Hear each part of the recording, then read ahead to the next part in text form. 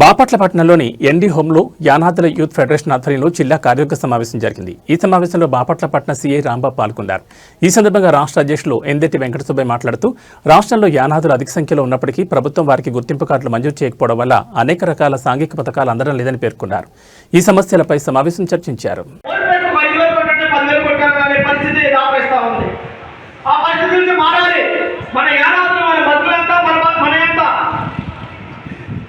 ఆ పరిస్థితుల నుంచి మారి మనం ఏదైతే ఉందో సేవ చేయడానికి ముందుకెళ్తా ఉన్నాం.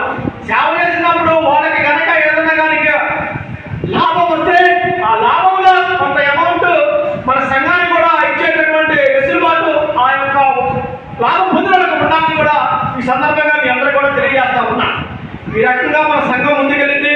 సంఘం ద్వారా ముందుకెళ్ళి ప్రజల్లో అపూర్వమైనటువంటి స్పందన తీసుకొచ్చే బాధ్యత యానాదుల యూత్ ఫెడరేషన్ తీసుకుంటా ఉంటుంది.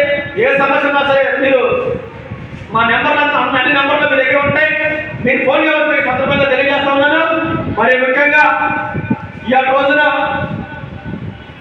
బాపట్ల జిల్లా కార్యవర్గ సమావేశం దీంట్లో మేమందరం మాట్లాడాలి. ఇప్పటివరకు కూడా మరి బాపట్ల జిల్లా నూతన అధ్యక్షుడిగా ఎన్నికబడినటువంటి చౌటూరు రమేష్ గారు మాట్లాడలేదు.